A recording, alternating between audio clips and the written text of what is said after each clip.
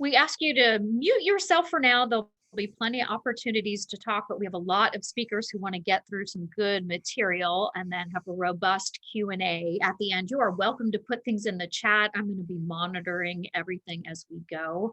Happy New Year, and thank you so much for being here. It really is exciting to have you with us for the first Fulton Colloquium, and I don't think we could have assembled a better group to talk about international education. So this really is a fantastic opportunity. I think I know all of you, but in case not, I'm Chris Egan, the Fulton Associate Dean, and I'll go ahead and turn it over to Martin Paraboom, the Dean of the Fulton School. Thanks. Thanks, Chris, and for organizing this, the colloquium series in general, and your work in coordinating the remote teaching specialist program this past summer and fall. That work will continue into the spring. It's been a great resource for faculty as we explore tools that support online instruction, and as I think today's session will demonstrate, give us some great ideas for the future. There is certainly no substitute for spending time abroad and traveling and seeing as much of the world as we can in our lifetimes. But I think the experience of the pandemic has given us some great ideas in terms of ways that we can connect globally short of traveling. And I think a lot of us look forward to conferences in the future. How many of us have been to conferences where you travel somewhere and you don't actually experience that place? You're in a hotel the whole time. So I would look forward to that and no longer being a feature of my professional life.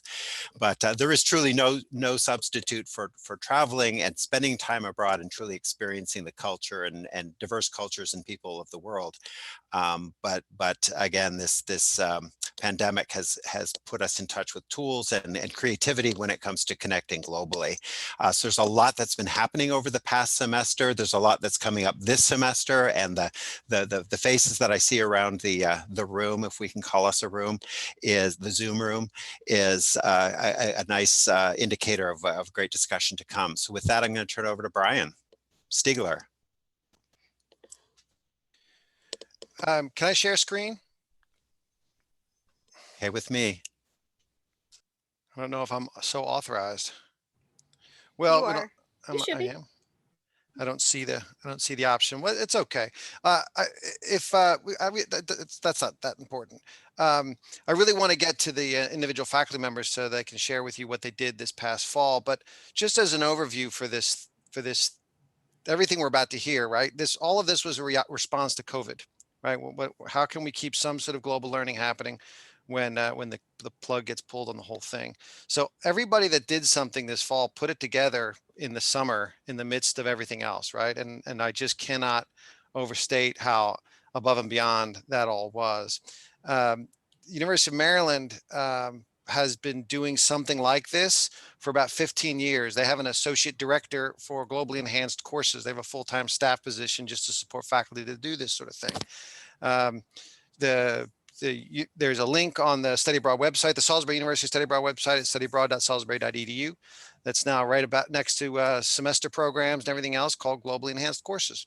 So the idea, one of the things that we haven't quite figured out is how to advertise these courses, how to make them be visible on GullNet, how students can see that this is a choice, how families can see when they're a junior in a high school that if you come to Salisbury University, this sort of thing is what we do here. Because while I completely agree with Martin that there's nothing like doing a little project in a online while you're in your class in Salisbury is nothing like going in person for a semester to Europe or to Korea or whatever. But in a typical fall semester at full speed, we'll send maybe 40 to 50 students abroad. And I'm actually kind of curious because I don't even know this. This is how half-baked this all is. I don't actually know how many students have been positively impacted by what happened this past fall with these faculty who led these initiatives this past fall. So I'm going to kind of keep count as we go, but I think it's somewhere like 300, right? So it's not that it's a similar experience. It's that global learning can happen and it can happen bigger. Students who maybe wouldn't have had the chance or who wouldn't have had the courage or the family background or the preparation to do this are having this experience thanks to what the faculty have done. So I really imagine this as a full-time this is not going to go away with COVID, right? We want to continue to have this move forward. Our partners around the world are equally excited about it because they've had some of the same experiences of positivity as far as the global learning outcomes. And so it's really, we're lining it up alongside study abroad as just another way that we can continue to expand global learning here. So thank you to everybody for all the work that you've done this fall. And then we'll just kind of go one by one, and I'll get my own chance, I hope, later on in the show to talk about my class. You will, Brian. So we're going to transition to the faculty. Thank you, Chris and Martin and Brian. My name is Sarah Starak. I think I know everybody on here, but as Chris and Martin alluded to, this fall I served as the remote teaching specialist for political science. And we were each supposed to do a project where we either engaged a pedagogy or a new technology, and we learned it and we taught it to our cohort. We could teach it to our department, these sorts of things. Mine was to engage with international exchanges, so this global enhancement idea. And so I've been a huge advocate of this since I've incorporated it into 2 courses, but it also gave me the chance to speak with most of the folks that have been incorporating them into their own courses and learn all about the very cool projects that they were doing. So I'm so excited that you all will get to learn about these too. And as Brian points out, I think the key is that this is able to impact so many more students that wouldn't necessarily opt into an international experience, have the ability in their schedule, or even have financial ability or support or courage or whatever it is. It's a very different experience because it's not an opt-in, it's an everybody is in for it. And so I think that's something that we can perhaps talk about over the course of the presentations. So I ask each faculty speaker and presenter, I put the lineup in the chat so we remember. I think everybody has it from one of my emails, but I ask everybody to spend just 7 or 8 minutes and do a few brief things to briefly describe the exchange, to describe one success, one challenge, and one lesson learned. I know that we all probably have much more to say than that. I certainly do. I've talked on this several times and I could fill a couple hours. But if we limit at the front end, then we can open up to a panel discussion and Q&A so that we can all serve as ambassadors for this really cool experience. So with that, I'm going to kick it off to Lori and Melanie. And I do think everyone can share their screen. Brian, if you can't, when you're up, I think I have your slides and I think I can share my screen for you. Yeah, I got it now. Thank you. All right. Thank you so much. Me. Doing the Zoom thing. Here we go. Come on now. Let's get full screen. All right. We should all be on full screen. I am Lori DeWitt, and I am representing both myself and Melanie Trineri, who's not able to be with us today. We took 90 of our intro to communication students this past fall and partnered them with 90 students at Hong Kong Baptist University, who, although the name sounds like it's a religious institution, was actually transferred over to the state many decades ago and is a state-run secular school at this point. So we had communication students here, they had communication students there. Our class really focuses on, it's kind of an introduction course to human communication. We cover everything from, you know, kind of how does communication work, and interpersonal, intercultural, small group, gender, etc. The students at Hong Kong Baptist University were actually first-year graduate students, and they had 2 sections of their course, and their course was focused on communication and technology. So the project was for our students to exchange a minimum of 6 email exchanges with their pen pal that they were assigned to, and to talk about kind of culture and in particular dating.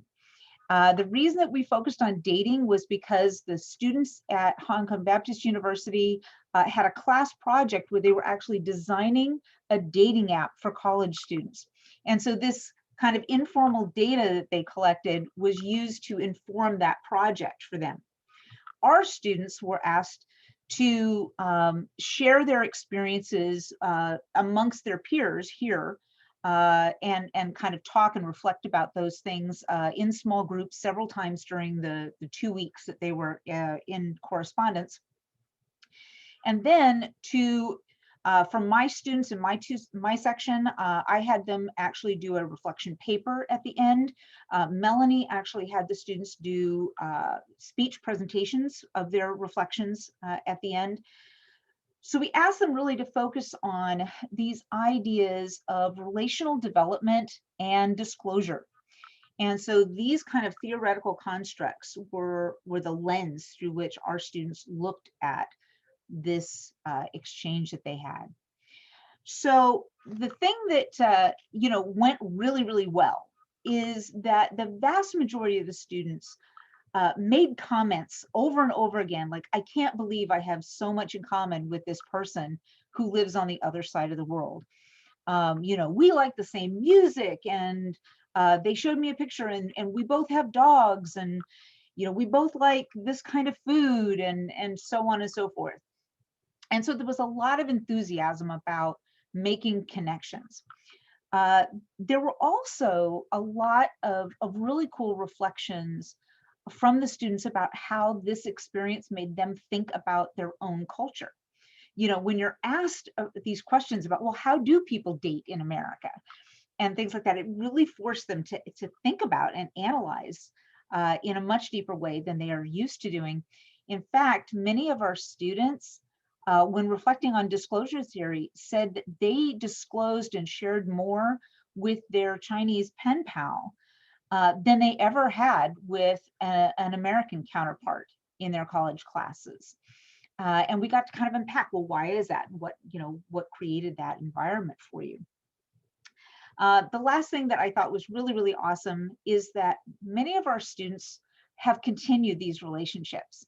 Now, they moved them onto social media, they've gotten away from the email, but they've continued these relationships and are continuing to exchange recipes and share music. We had a number of students who were musicians that shared audio files of their music and exchanged them with their Chinese counterparts. So really great connections were made, great reflection, and these relationships are ongoing for many students. So what was the biggest drawback? Students don't know how to use email. And that might sound like a really ridiculous thing.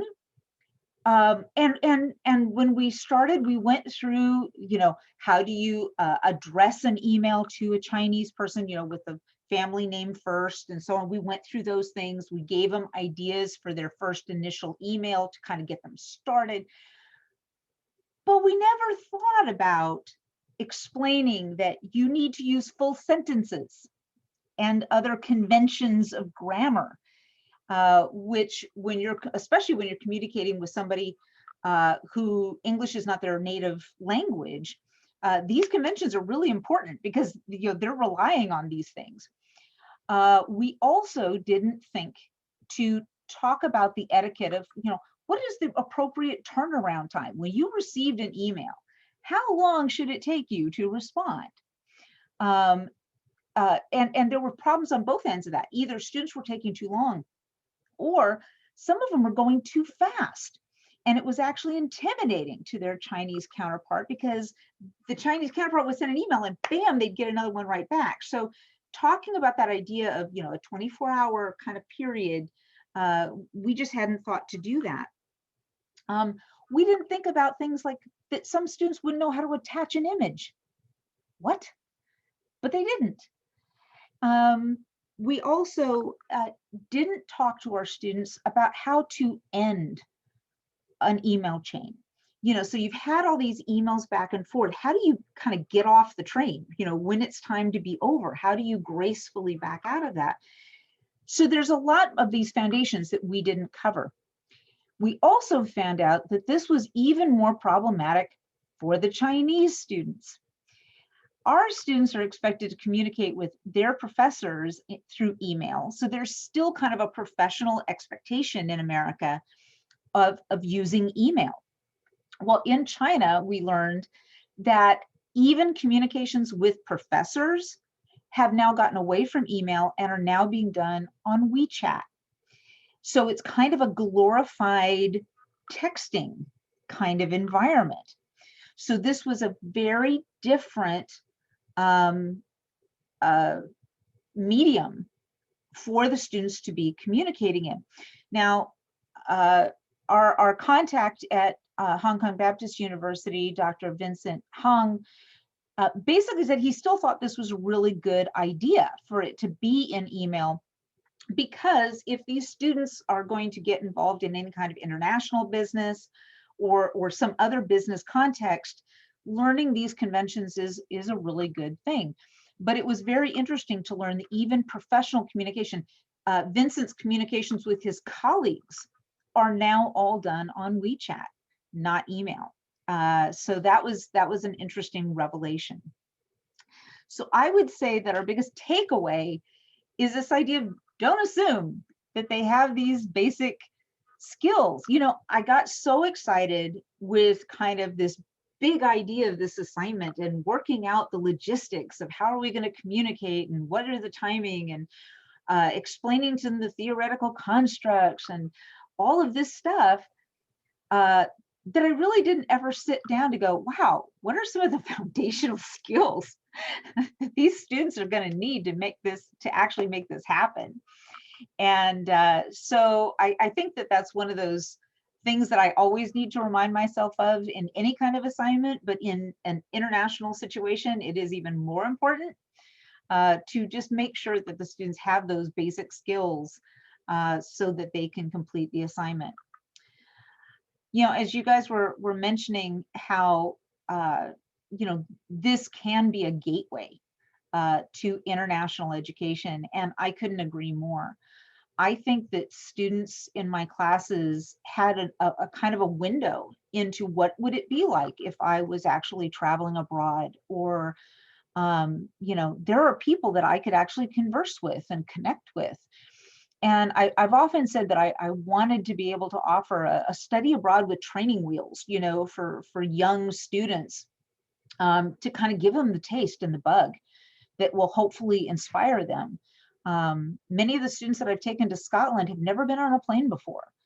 And they choose Scotland, I know, because it seems safer to them. So this can be, I think, a really wonderful opportunity for us to help these students kind of get a little comfortable with, interacting with people from different cultures. And I just think it's a wonderful assignment. We definitely plan to keep this as a core assignment in this course for the future.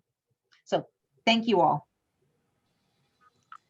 Thanks, Lori. And we'll keep the questions to the end, but feel free to put things in the chat. Is Tina on here still? I didn't see her picture. Oh dear. She might have dropped off. So if we want to go ahead to Sally, and then, unless I'm missing Tina. No. She had such a beautiful bookshelf picture. Yeah, she's gone for some reason. Okay, she's back. Oh wait, she's back. Okay, Tina, you're up. I apologize. I got disconnected. I was like, oh my goodness, and I was just going to send you all an email. So hopefully it's okay. Perfect timing. It's all you. Sounds good.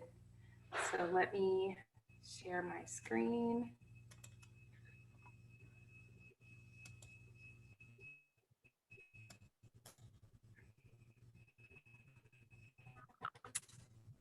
Thumbs up if you can see that.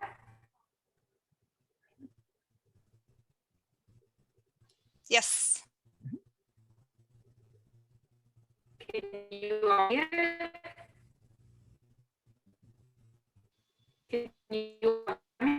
Your audio is a little rough. Please just let me know this, because this is one of the things I'll be talking about for chat. Is it? Okay, hold on. Hold on a minute.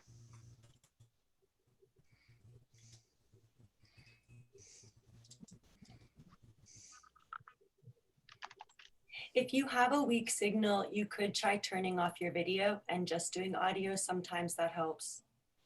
I think she's done that. Oh, okay. Mm-hmm.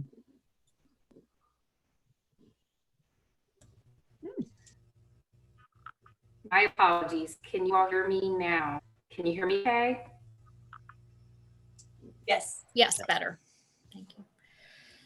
I apologize, but I think maybe I need to leave my. Will that be okay? I'm just afraid that it's a delay. Sure. Yeah, we have a note that your bandwidth is low. Okay, so let's try that and let's see how things go. So thank you all for this opportunity. So I'm here to talk about one of the aspects that we did this particular fall, and it was in a course, Introduction to Global Health course. And our partnership was with actually South Africa, and it was University of Cape Town.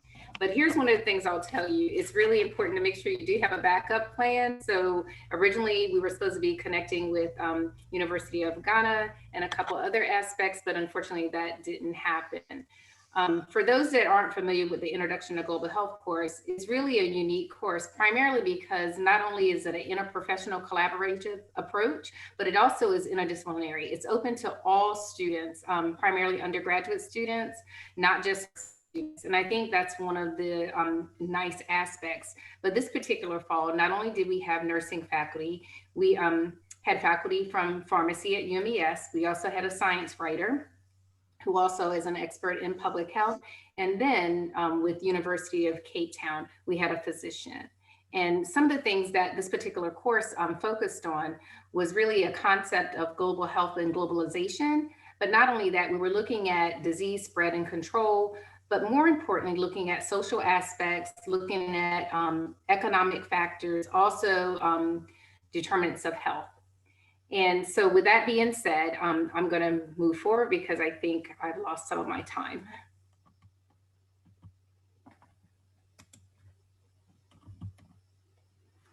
So some of our successes, which was a different approach than what the previous Dr. DeWitt shared with you all.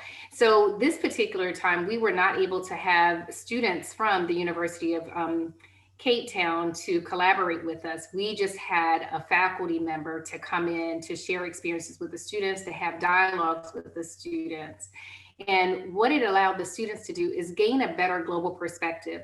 Most of the students, like Brian and Sarah already talked about, is that students don't have the opportunity to be able to travel abroad, whether it's financial reasons, afraid, whatever the case may be. But this allowed a South African culture to come in to share that particular aspect. Not only were they able to talk about the structure of South Africa's government and the healthcare system, but he also shared some key aspects of what's really important for students to know, but also to help them be able to communicate more. So in this particular aspect, students not only were able to learn about South Africa's government, the healthcare, but also thinking about what are some of the challenges when you talk about providing healthcare services to a population. Also looking at human rights, social justice. And we spent quite a bit of time talking about apartheid and looking at how apartheid occurred in South Africa, but not only that, looking at some of the things that were happening in the United States. Some of the other successes, we're looking at building relationships. The students were able to build a good rapport with Dr. Kupita, that's the physician that we had worked with. But I think the bigger picture allowed students not only to get some knowledge, but also help them learn a little bit more about themselves, even in a short time frame. Learning about different attitudes when we talk about collaborative interprofessional practice, but also looking at cultural differences. So the challenges, well, they're on a different time zone, 6 hours difference, and our class started at 3 o'clock in the afternoon until 5 o'clock at night. And this meant that he was starting to teach at 9 p.m. at night and went until 11 p.m. So that's one of the big things. And I was making sure the students were really cognizant and aware of that. So making sure they were prepared for class, making sure that they had good dialogue going on. Technology, not a surprise. And of course, today here it was my technology not working, but technology really was an issue because it was a hybrid course. So all the students were really on Zoom and looking at his technology, how our technology was working. That was really one of the biggest challenges. But I think the other thing that I do speaks volumes is communication. Communication is so important. Brian mentioned, yes, starting in the early spring or summer, trying to get these collaborative efforts together. Well, I had a little bit later start because all of the other collaborative efforts that I had been working on fell through. And I had developed this rapport with Dr. Kupita several years ago because of my travels to South Africa, and not just with the University of Cape Town, but also with Victoria Hospital, as well as Abundant Life Palliative Care, who he is instrumental in all of those areas. And so because we've had a great rapport and have been communicating ongoing, it was really a natural fit for him to be able to come, and he was willing to do that. But along with that permission, which I really didn't think about, was that one of our nonprofit partners who we collaborate with when we do our study abroad to South Africa, which is SIFI, they had actually weren't aware that I had reached out to him to ask him to be a part. And, you know, he and I had been dialoguing and finding out that he said, I didn't know they didn't know. And I said, well, I didn't know I had to ask them permission because you're not working for them. So I think that's really important when you talk about cultural differences, that unspoken protocol, what are key in making sure we follow things. And, you know, we both were open about, we didn't want to burn any bridges. We want to make sure the rapport is open and making sure there wasn't a major conflict. So I told him I would reach back to the SIFI partners to, you know, iron out whatever is going on. And it worked out fine. And he said it wasn't a problem and he would be willing to continue to work with us. So some lessons learned. What I can tell you is the students clearly are different from students in other cultures, and primarily South Africa. When we talk about politics, this was one of the key aspects that South Africans are really open and comfortable talking about. And although I had informed him our students really aren't as comfortable talking about politics and having those types of open discussions, he still wanted to talk about that, which I told him it was fine. Whatever he wanted to talk about, he certainly could. And the students were a little bit taken back and caught off guard, and it was really silence. So when you tell them to be prepared and have discussions and have questions, sometimes even doing that, they need more guidance on that. For the faculty, I think being flexible was really important. Looking at what dates that the other faculty was going to be available, making sure that we had the times correct, that we would be able to accommodate what his needs were because of the time difference, but also making sure our students were being able to be accommodated. And then I think the other big thing was making sure you have alternative plans, you know, when something else falls through. One of the days his computer wasn't working and it had crashed on him. And then another episode was where he had the dates mixed up and started to panic a little bit. And I said, no, you're perfectly fine. In this particular presentation, I'm only focusing on one faculty member from South Africa, but in the course, we had other faculty from different parts of the world to come and share experiences. And I think what it allows us to be able to do is work together for future collaborative projects, but also sharing research experiences, looking at other opportunities for us to be able to move forward for not only students, but also for the faculty and getting them engaged and involved in this particular aspect. And that concludes my presentation. Thanks, Tina. I shared your slide while you were speaking. Oh, I'm sorry. I thought you could see my slide. Sorry. No, you could. We did. We could see your slide. Okay, great. Yeah, I just want to make sure you knew. Thank you. Okay, Sally. Hello, everyone. Thank you for being here, and thank you for everyone that organized. Special to Sarah for giving us the order for today, and also to Brian, because a lot of what I'm about to present actually came from his efforts, which he's talking about later, and I thought maybe he was talking about first, but we'll move ahead anyway. So I'm just going to share a quick PowerPoint I made. So this semester, or last fall, we had a lot of students that were suddenly stuck with the inability to study abroad. So in this Department of Spanish, we had to create another course to give students enough classes to graduate. And it needed to be an online course. And so I gave an online grammar course, but I didn't want it to be empty of these cultural exchanges. So thanks to Brian's efforts, we had a partnership with ITSA, which he's going to tell you more about later, and how that worked out. But essentially, I got to have my students in this one class last fall talk to native speakers in Colombia 4 different times, and they did some Spanish and some English. And some of my students ended up telling me it was the first time they ever talked to a native speaker, which I felt really proud of, because that's something that can be scary as you're learning. But as Brian is going to maybe talk about later, one of the things that we discovered was that it was a little, the way we did it last semester, it was a little hard to match levels in terms of intermediate, et cetera. So I'm going to let him talk more about that. But with this same group, and I'm actually going to repeat it this semester, Brian, we have to talk later for Spanish 202. So what I did that was a little bit different from what Brian did is I took the same partner, Paula, that works at ITSA, and she and I created English classes for the staff at the university. So these were not students in a class. These were the staff members that are watching people learn languages all around them, and they're enrolled in some classes as part of their job, but then this was extra practice. I used my method students from this is the methods 2 for world language pedagogy. And last semester, they're always small classes. So it's kind of nice because we were allowed to offer our classes in English to the staff. And we were able to do it once a week. With our Zoom time, we had 2 hours, 2 class days a week. And we just shifted 1 day a week to our class and our primary purpose and methods. And then the second day we gave up to offer these tutoring sessions, which made it nice. So we didn't have to worry about scheduling and it didn't have to become a burden. It was also really cool in a lot of ways because I usually teach students how to teach Spanish. And that includes some heritage speakers that maybe have a hard time slowing down.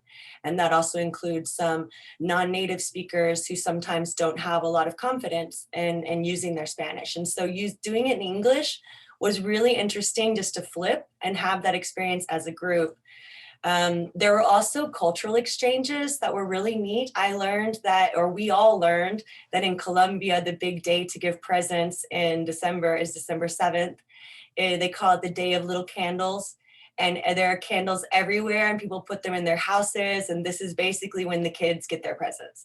And I didn't know, and neither did my students. And we got to tell them about our Christmas and our Thanksgiving, and they didn't really know, and they had a lot of fun. We also had the opportunity to teach an actual class together, which I've never had the opportunity to do with my method students. They're usually in placement. Well, they were also in placements at the same time in the schools, but some of the placements were a little inconsistent as to how many hours my students could get. So this also counted in the education. They have to have 100 days of teaching experience. And with COVID, the state is allowing some alternative means, and this was approved to be one of those things. So it gave my students days.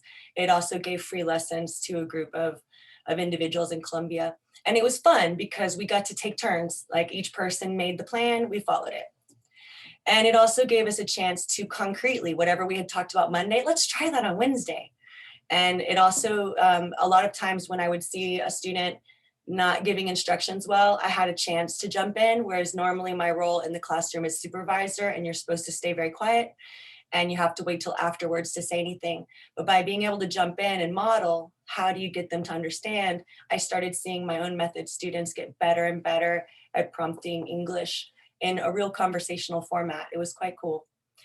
Maybe it was a little not well defined what we were doing.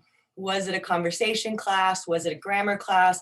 So in the beginning, we were treating it a little bit more like a class, and we had true lesson plans with quizzes and all kinds of stuff. And it didn't really work out because not always did we have the same group of students, since it was sort of optional.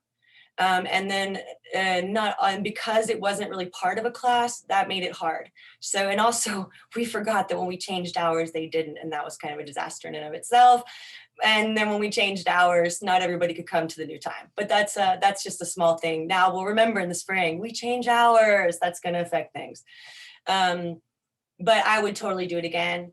I think we could define more clearly what it is. And I also think since we're doing English, it'd be very cool to offer this. I've been working or talking a little bit with my colleague Karen about the possibility of trying to open this to the Salisbury community as well. I think that would be cool to have students, community members, Colombians, all speaking English. That could be kind of cool. And if it gets really big, we can use break rooms. This winter, in a very different class, I also I'm having my student use the 4th hour that I usually use for group work in a class. I'm having her work directly with an independent publisher. She's been in charge of maintaining their social media, translating from Spanish to English on Instagram and Facebook, and she's been loving it. In the future, I might see if this could become a true internship, because there's a lot of groups that could use this kind of practical application of the skills that we teach our students. And this spring, just a quick plug as a conclusion, there's going to be a creative writing group. It's going to be in Spanish, but it's open to anyone that has the Spanish. And it's going to be led by the president of the Ministry of Culture from Lima. And so it's going to be pretty cool. And then also I have 2 poets coming this semester to just extend the international experience. I've been translating Afro-Colombian women poets, and the anthology comes out in a couple weeks, yay. And so we've invited them, and actually they've actually decided to make videos of the readings, and then we'll have SU students read in English, which is better because we're gonna get really cool performances without technology delays, because we'll have the videos and we'll play them on our internet. So anyway, those are some things that are coming this spring. But again, as everyone has said, these kinds of experiences for the students' perspective in all of my evaluations, this was the thing they mentioned. It really was. So thank you.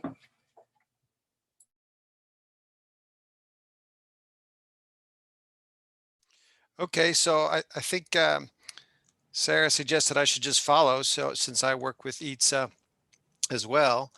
So ITSA is, so this is the same university that that Sally worked with.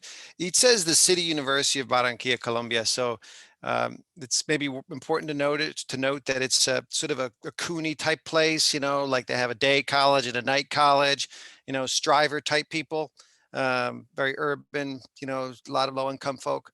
So really, even again, not only do we get to involve students who maybe wouldn't have had the chance to do this, but the students that our students got to deal with were maybe not the kind of students that you would typically get to deal with as a study abroad student, even, right? Because of the type of institution that it is.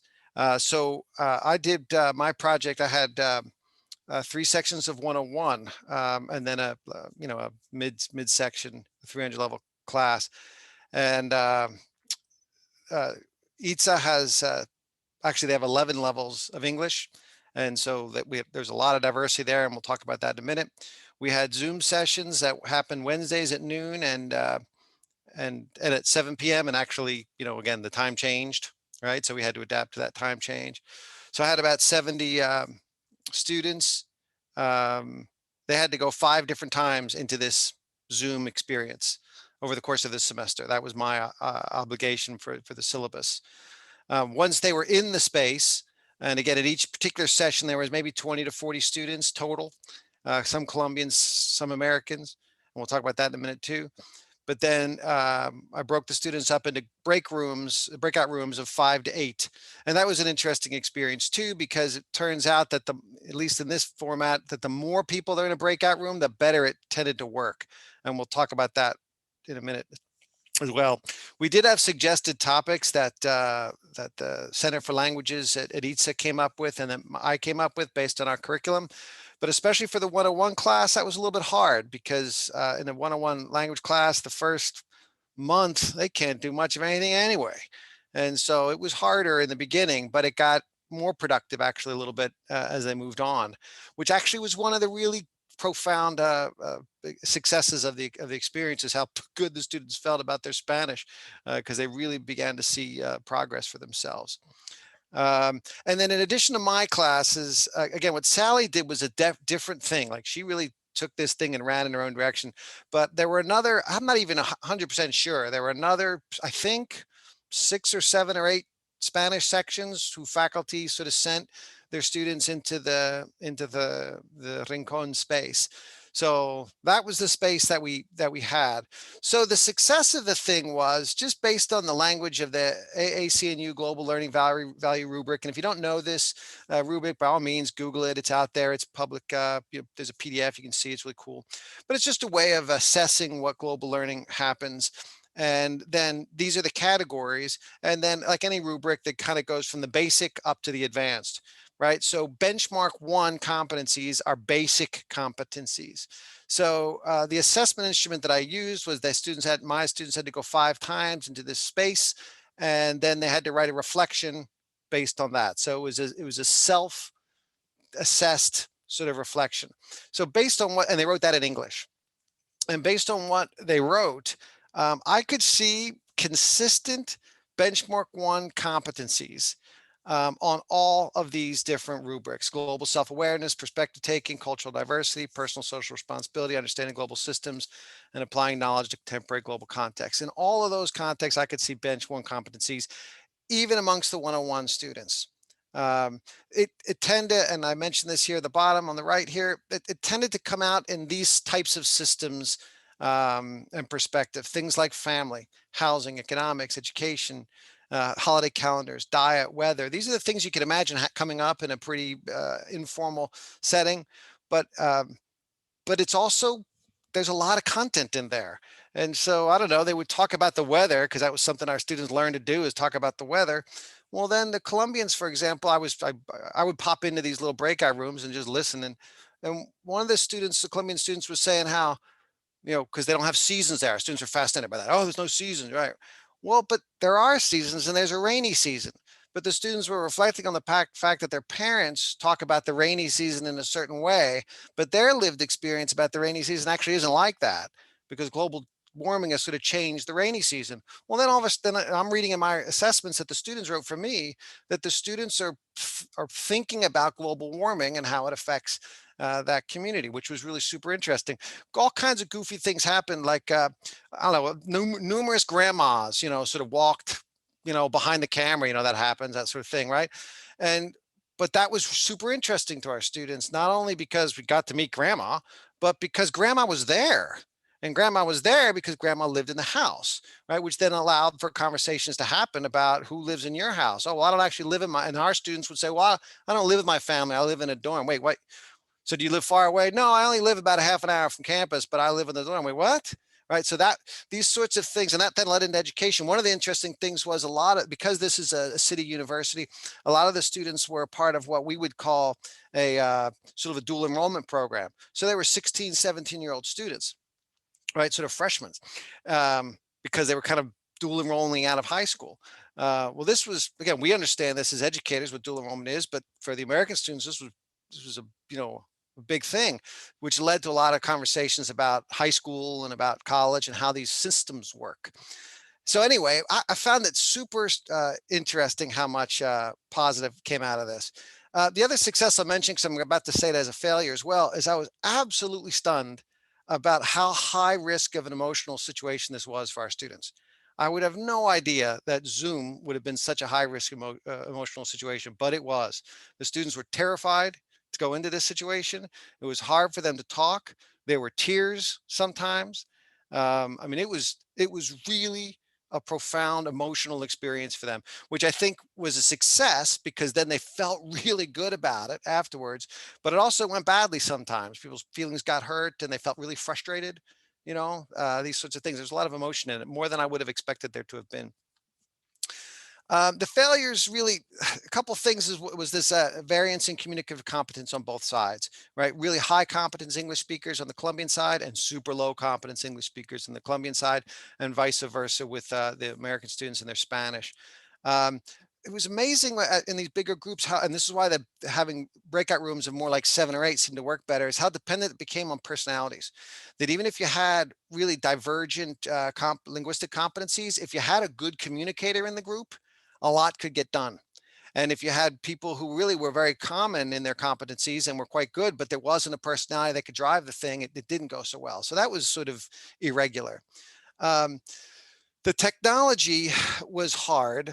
And what was really kind of interesting, I don't think the students picked up on this, but because this is, again, the City University of Barranquilla, you know, socioeconomically, whatever, some students, some Colombian students had excellent technology. It never failed. It was as good as ours, and others was not. And so, of course, this is something we would expect in our own students as well, but it was more clear in that environment. And so that destabilized the situation, because you couldn't tell when I broke up into subgroups. I didn't know. And sometimes I'd make a group of 7 and 4 of them, really their technology was terrible and they couldn't even participate, which really affected the group. So trying to do this with so many people at once, so many different sections, that sort of stuff, might have affected the quality of learning, that if you could keep it section to section, maybe it would have been better. In the end, a lesson learned is that this synchronous virtual cross-cultural conversation hours, I thought they could generate meaning, even in low linguistic cultural competency groups, as it was on the Colombian side with their lower levels, levels 1 and 2s, and in our lower levels, the 102s and 101s and 102s. It worked. The basic technology worked, even though it was irregular, and students were able to generate meaning and take content out of it. And then the other thing is, I would like to, and this maybe harkens back to Lori DeWitt there, I would like to try it with writing. Number one, it would eliminate some of the technology problems. Number two, it's just a different linguistic skill. So I would be curious to see how at the lower levels, if you could do this through email in the L2, how that would work. And so I'm going to try to add that element in some way, although I haven't quite figured it out yet for this this coming term with just a couple of Spanish 101 classes. Yeah, that's it. Thanks, Brian. We'll head over to Dave now. Thank you. Let me share my screen here.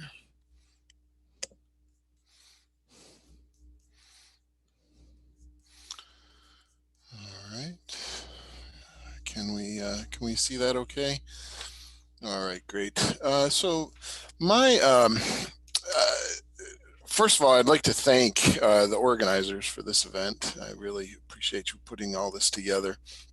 I'd like to thank Brian for this opportunity. I remember when he emailed, I was in the midst of taking this class, and this class is an advanced reporting class called COMM 373, and which is usually a face-to-face class where equipment is being used in the media services area, and changing it over into a hybrid class where some students were going to be meeting me in person, and some students were all over the place, some in Baltimore and some in other places.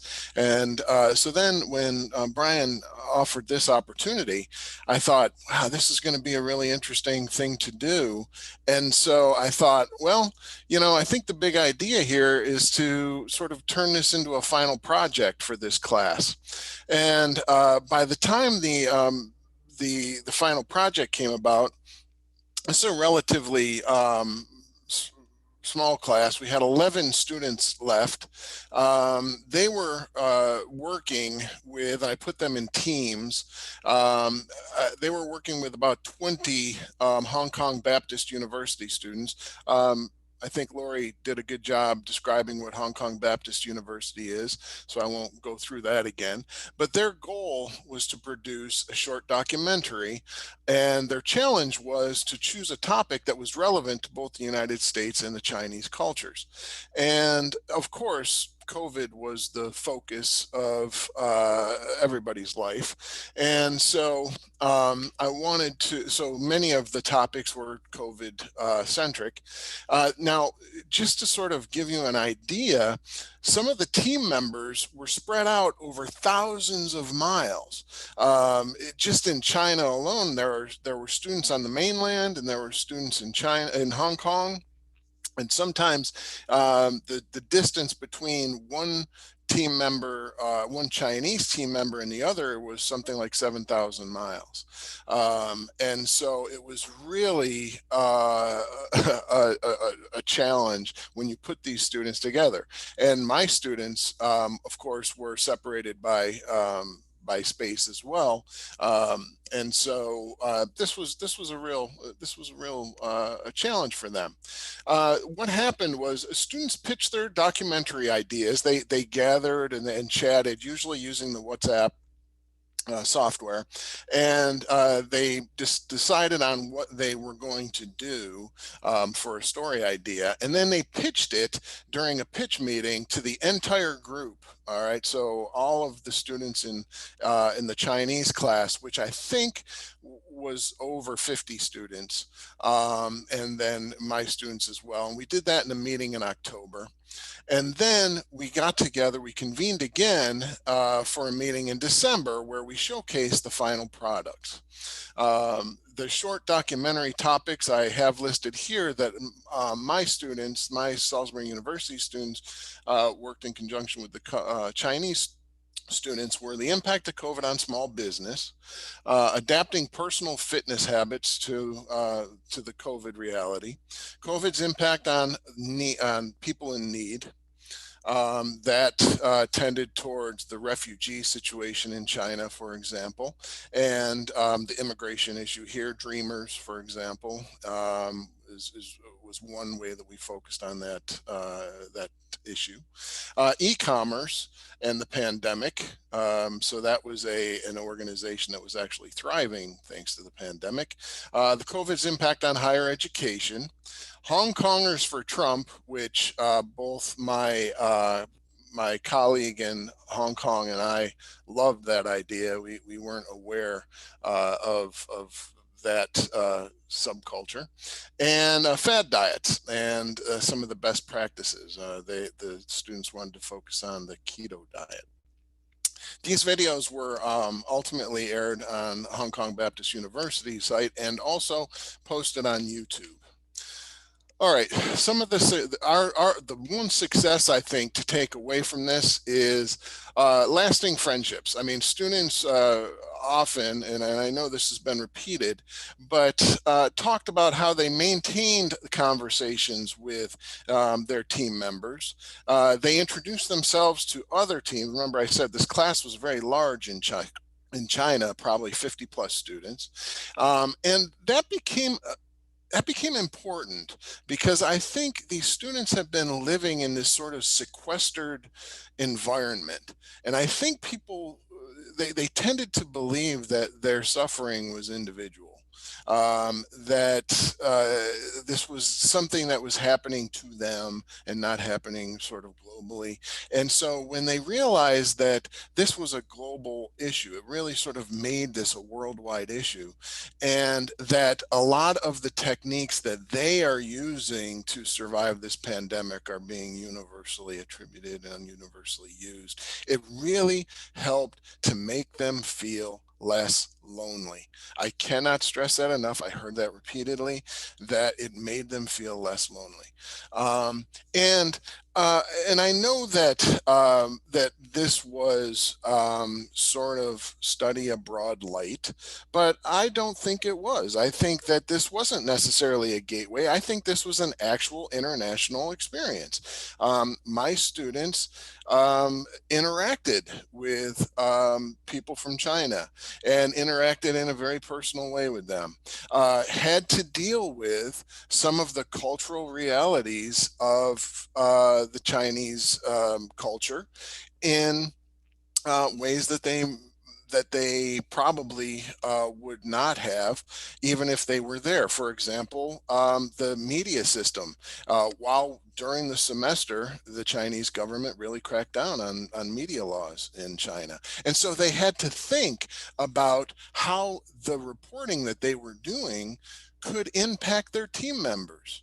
That they couldn't just write anything they wanted, and this was going to be published here in the United States. They had to think about how that might be received in the Chinese government, for example. So there were actual journalistic issues and ethics and so forth that really played a part in this. So I think not just lasting friendships and lasting relationships, but an actual international opportunity was provided here.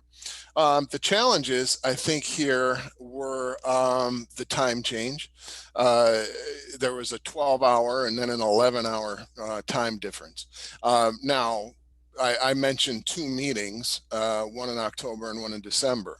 My students and their students probably had to work together an estimated 15 to 20 hours together And so they were meeting via WhatsApp at 2 and 3 o'clock in the morning. Many of my students, I was getting emails from them that were, posted at 3 o'clock in the morning because they were working with their Chinese counterparts. So the time difference played a big issue. That's a little picture of an elephant crammed into a test tube because the technological problems that we had were amazing, and I didn't propose solutions. I told the students to propose solutions. They said, well, how are we going to share video? I said, good question. How are you going to share video? Let's figure this out. And so I said, let's do some experiments. Because we're talking about high definition television, which is a gigantic file, video file. It's not like sending a PDF file across the world. It's like, sending a U-Haul across the world. It's this giant piece of video. And so it takes experimentation. So we experimented. What's the best way of sending this stuff? We tried WhatsApp, we tried Google Docs, we tried all different kinds of tools. And the students decided on which one worked best for them. And so, that was a challenge, but it was also a challenge I presented to them. I helped them, of course, work through it. But that was part of the learning process, because that's what they're going to have to do in the world anyway, is to figure out how to solve these problems as reporters and as communicators as we deal more and more in an international environment. Lessons learned. What I thought I would do here is give you two, the student takeaway and the teacher takeaway. The student takeaway was to always have a plan B and to be very creative. COVID and quarantines really hamper production schedules. And we had students that were living in quarantine while they were trying to put their videos together. And so I introduced them to Google Earth, to Bellingcat, to different ways for them to get video, to try and put their video, try to put their video together to cover their videos, in addition to shooting their own video when they finally got out of quarantine. So this was something that was a real challenge. And so teaching them that the deadlines don't really change. You need to work together, and you need to really work as a team to get things done.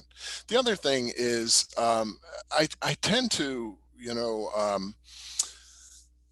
give students very difficult projects to do, figuring that this is probably going to fail, and I'm always they always win. They always succeed, and this has gone on for decades. Trust students. They rise to any challenge, no matter how daunting.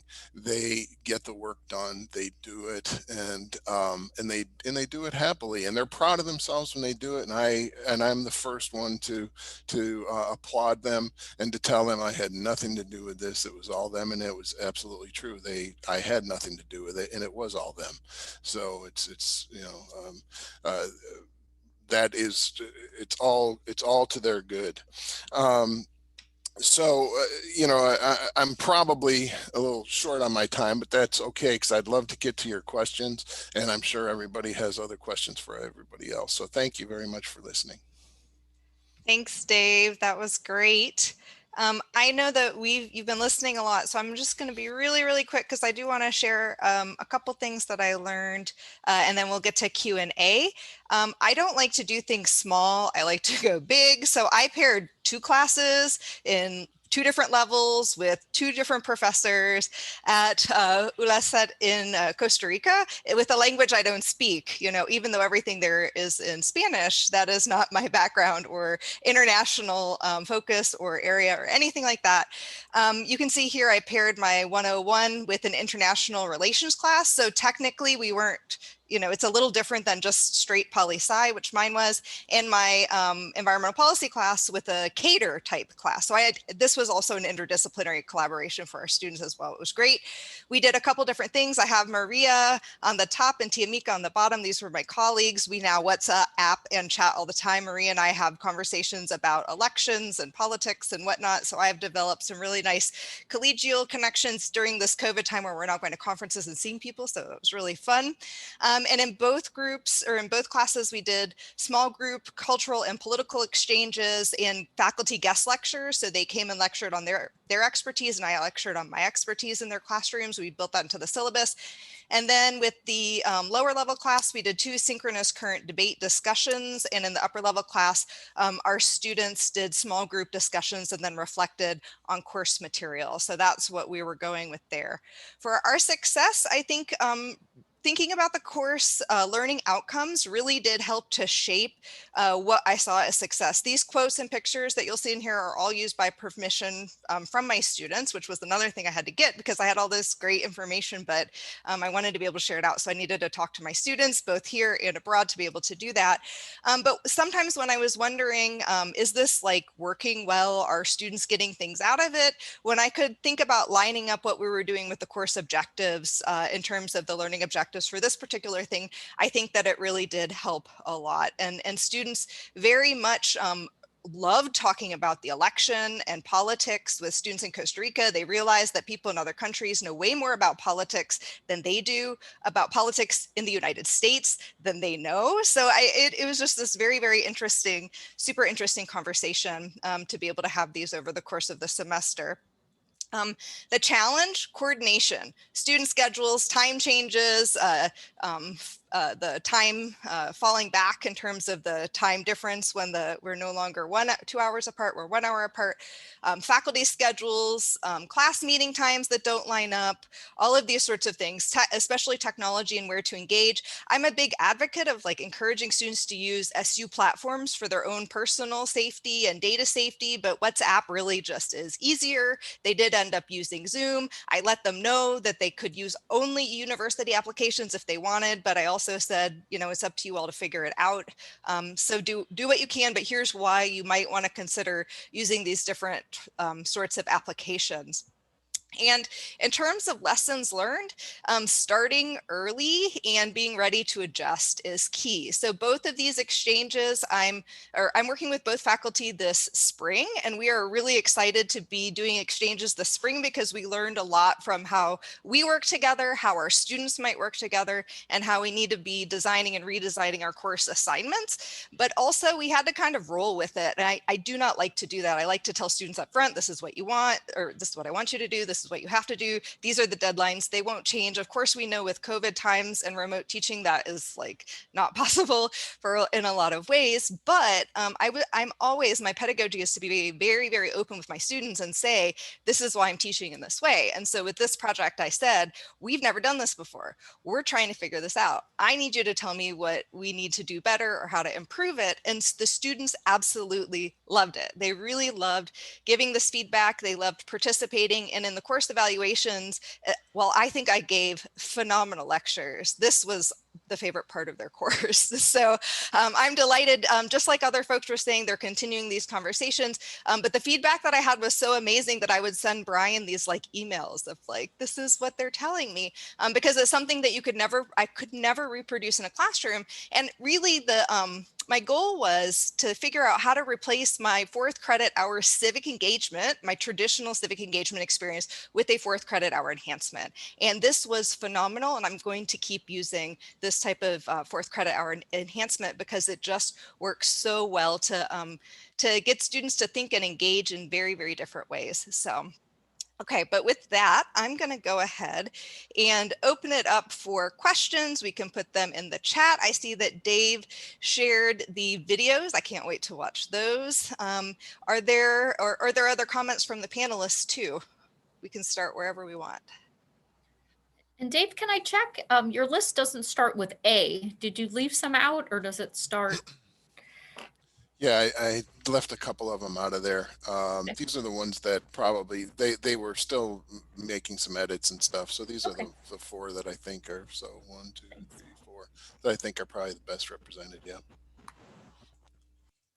On the off chance that any of our presenters need to leave early, I want to make sure I say today, I think this afternoon, the new digital newsletter, National Digital Newsletter came out.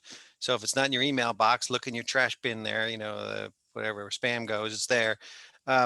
But I think Ryan Schiffler's partnership with University of Greenwich is featured this month, but I'm trying to feature one of these initiatives every month in that international newsletter, because it's not only going out to our own student body here and faculty here, it's going out around the world to our partners around the world and some people around Maryland that are important positions. So we really want the world to know about this great work. So if I've already written about you, cool. But if I haven't, please follow up with me, because I want to get your stories told in this monthly newsletter over the next, there's so much here that's going to take all the rest of the spring term just to talk about what you did this fall.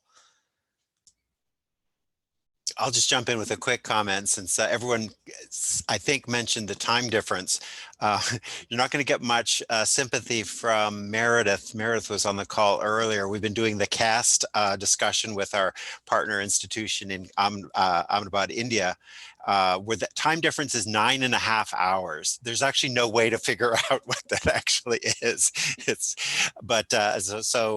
And while of course the Columbia experience demonstrates that you still have to get it right, that time difference, I guess, toggles between 0 and 1 hour. So Crimea River, right? But Columbia is just so striking, because that is, you can be in South America, it is so close to here and no time difference. So that's really a great opportunity in terms of international collaboration. The rest of us have to work a little harder to make those time differences work.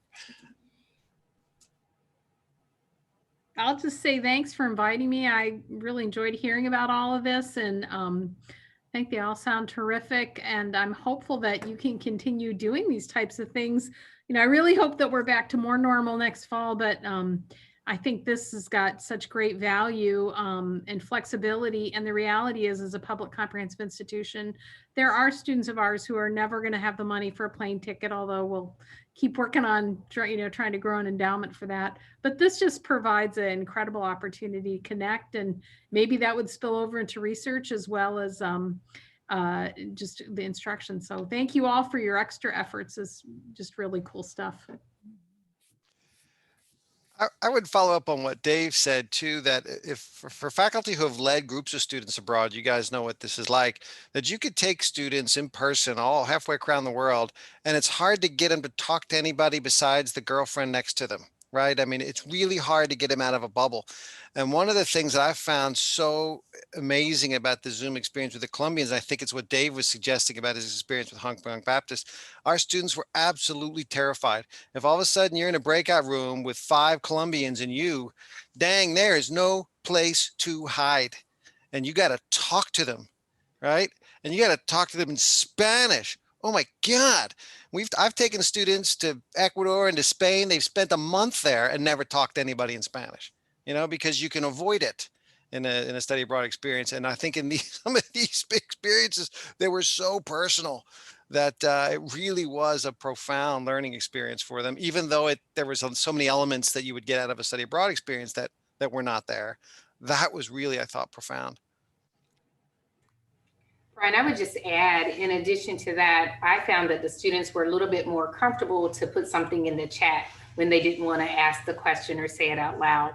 So they would send it to me, and then I would just filter the question. But sometimes I would put them a little bit on the spot to say, it is okay for you to go ahead and speak up for yourself. This is a safe space. And I think that's important for us to remind them that even if it's not in the classroom, that this is on Zoom, it's still a safe space. So you can still have these candid conversations. Yeah, T and I found some similar things. I had several students tell me by the end of the class that even doing a debate, which I don't always do in a lower level class, even doing the debate encouraged them to speak and participate in a way that they never have before in classes, and they were engaged differently. So I had 3 students in particular who said that they had never talked before, and who all actively participated in this international debate with like 30 students, you know, all in one classroom. And they felt comfortable and confident, and says that they'll take this into their future classes. So I think, you know, adding this mixing up the elements a little bit in the classroom of who's in the classroom and what the expectations are, and these like really positive encouragements to participate because they wanted to, really does change the learning environment and experience. And that's definitely something that I can't do myself within the classroom. Like I need that external to be able to come into the classroom. In the same way too, that when Tiamike came in, he talked about environmental justice, and he could talk about it in a way to sort of bring up some critiques of the US, but from outside the US from a different perspective. So while I can bring this up, you know, from the American context, having an international faculty colleague who could also bring this up from a different perspective allowed a much more complex and dynamic way of understanding a problem and approaching it, and brought another voice of, you know, credibility or whatever into the room to sort of talk about these kinds of issues that we think are just purely American and that nobody else sees and that nobody else kind of thinks about in this way. So I found that both really useful and something I'll keep doing in my classes. Sarah, thank you for sharing that. Because I was going to just add, when she's made that statement, is that sometimes it's even better received when it comes from a different person speaking versus it's coming from us in the US, because then they think you're being too political, too biased, or those particular things. But when someone else says it from a different experience, it seems like it's even well received, better received. Yeah, Meredith, your hand up? Yeah, well, I'm just sort of in the chat talking about some of our CAST events coming up. And Martin, maybe you can double check on this, but my understanding that tonight's event is for anybody who's read the book. Correct. But is not taking the course. And you don't have to be an SU faculty or staff member. Is that correct, Martin? That's right. Yeah, and the link, people can get the link from Chris, where I posted it in the chat. Right, but if people go on the web page, because the chat will lose, yeah, so anybody can copy and paste that now. That's true. That would help anybody here. But for the general public, we can, it should be on the events page, right on the. Yep, and the email that went out earlier today about this colloquium also had information about tonight's event on CAST. And then we have another closing panel that I can put the information in the chat as well, and that's on Friday. And it's on early on Friday, because basically there's one time that works with India. That's with early morning here and reasonable hour in the evening there. So there's your 9.5 hour time difference negotiated. Karen, I think you were trying to jump in. Yeah, I just had one other comment, and that is that, you know, a lot of our graduates are going to be working in this kind of environment, looking at Sarah, who's a little bit far away. And so I think independent of any course content, it's really terrific that our students are building the ability to be successful in these in this virtual environment, whether it's working across time zones, whether it's communicating with people they've never met before. I mean, it can be a little off-putting, right? If you just go into a Zoom and you don't know these people. So just knowing, you know, some of our folks that work particularly in the tech sector, this is how they get their jobs done. And so I think having, you know, when you're talking about the 4th credit, Sarah, this is a terrific way to hone those skills. So thanks again. You know, I wonder if anybody else had this experience as well, but not only did we see like little grandmas and everything and on the Colombian side, but I was surprised how this sort of experience attracted roommates on our side, right? So again, the issue was that my students, you know, who had this experience, but then all of a sudden there'd be like 3 other people standing behind them. Everybody wanted to look who all the weirdo foreigners were on the screen. And I really thought there was a non-scripted co-curricular learning opportunity that happened that I did not intend at all, but was, I think, really quite a nice leaven to the bread of the student life, especially in this COVID time. I didn't have that same experience, Brian, but I did have, and this made me so happy. One of my advisees was in Costa Rica in March of last year in a very stable place, and he absolutely loved it, was yanked out of Costa Rica within 48 hours, had the like way back of the brain, COVID tests on the way. It was very traumatic for him. Did not have computer when he got back. Like all of these sorts of things were just, it was just chaotic. And he was in my environmental policy class and was able to serve as this conduit between having been in Costa Rica, knowing what it's like, but being back, but being able to still experience study abroad in some sort of way. And I really relied on him to help introduce the assignment to the class, class and talk about that experience, because it was so sad to me that he wasn't able to have that experience and then was then able to participate in this in such a good way. And he really played an essential role in the course, because he's one of those, is it Brian, you were saying, if you've got to have the communicator, you know, in the group, you'll have these people that just kind of pull it together and can make it work and gel. And he definitely did that. And I was so glad that he was able to continue his study abroad, which was disrupted.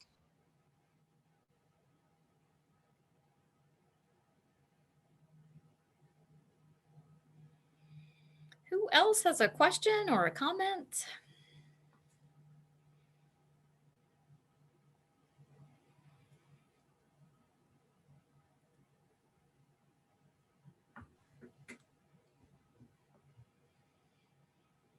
Well, thank you again for being here. This was a bonus colloquium, and I think it was a huge success. So I'm going to advocate we try this again in January. Maybe we have sort of the international themed colloquium. Some people certainly will be abroad, hopefully in the future, but those who are not can be here or can join us wherever they are in the world. So thank you, Martin, for letting us, add this event. And thank you, Sarah, for being so open to giving it a try.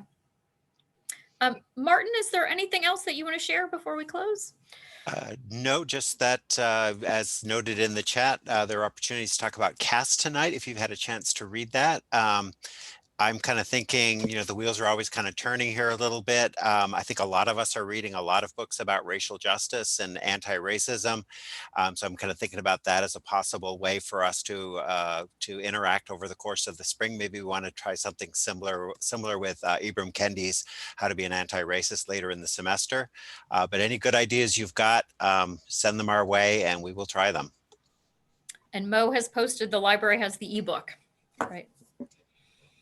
We also have our 1 credit hour Fulton class on COVID coming up and starting Monday night, which is free and open to the public, as well as students that need that 1 credit hour. So if you've got one of those 119 students, which I have every single semester, I think it'll be an interesting space to have Carl as our guide to help us process through COVID with where we are. I think Dave spoke to quite well these feelings of isolation and loneliness, but yet connection. And I hope that class will be able to help do that as well. Great. Well, thank you so much, everyone. Thanks, everybody.